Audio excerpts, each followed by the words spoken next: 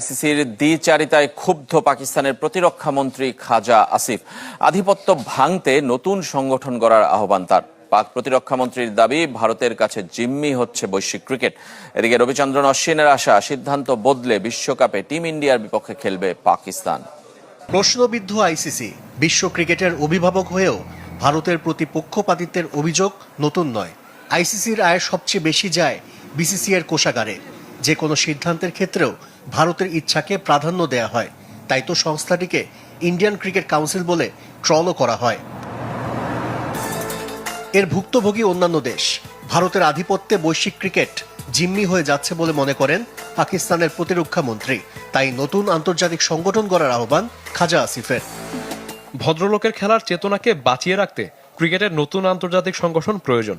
দক্ষিণ এশিয়ায় ভারতীয় রাজনৈতিক স্বার্থের কাছে আইসিসি জিম্মি হয়ে পড়েছে। ভারত ম্যাচ বয়কটের সিদ্ধান্তের পর প্রতিক্রিয়া দিচ্ছেন সাবেক ক্রিকেটাররা। রবিচন্দ্রন অশ্বিন মনে করেন, শেষ পর্যন্ত পাকিস্তান তার সিদ্ধান্তে অটল থাকবে না। ভারত পাকিস্তান ম্যাচ হবে, আমি 100% নিশ্চিত। আমি মনে করি 3-4 দিনের মধ্যে তারা সিদ্ধান্ত বদলাবে। আমি নিজেও এই দুই দলের লড়াই দেখতে চাই।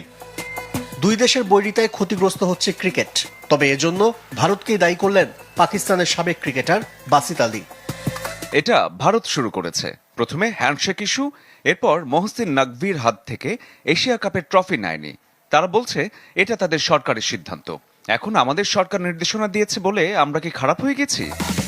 এর মাঝেই গুঞ্জন, পিসিবি আনুষ্ঠানিকভাবে ভারত ম্যাচ বয়কটের বিবৃতি দিলে আন্তর্জাতিক আদালতে যেতে পারে ব্রডকাস্টাররা। ভারতকে অপমান করার সব রাস্তায় ব্যবহার করে চলছে পাকিস্তান। এবার পাকিস্তান সুপার লিগের সম্প্রচার সত্ত্বেও ভারতের কোনো মিডিয়ার কাছে বিক্রি না করার সিদ্ধান্ত নিয়েছে পাকিস্তান ক্রিকেট বোর্ড পিসিবি। বাংলাদেশের সঙ্গে অন্যায় করেছে ভারত ও আইসিসি, আর তাতে আইসিসি এবং ভারতকে চরম শিক্ষায় দিচ্ছে পাকিস্তান। আরো শুনুন প্রতিবেদনে।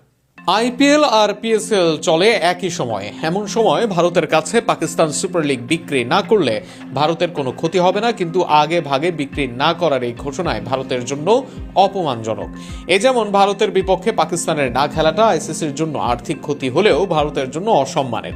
অন্যদিকে ভারতে গিয়ে বিশ্বকাপ না খেলায় বাংলাদেশের আর্থিক ক্ষতি হলেও অপমানজনক ভারতের জন্য। সবকিছু মিলে যদি ভারত জানাতো তারা পিএসএল সম্প্রচার করবে না, সেটি পাকিস্তানের জন্য লজ্জার হতে পারে। তবে আগেই পিএসএল কর্তৃপক্ষ জানিয়ে দিয়েছে তারা ভারতের সম্প্রচার সত্ত্বেও বিক্রি করবে না। এর আগে বাংলাদেশকে বাদ দেওয়ার ঘটনায় আইসিসির ভূমিকা নিয়ে তীব্র সমালোচনা করেন মহসিন নকভি।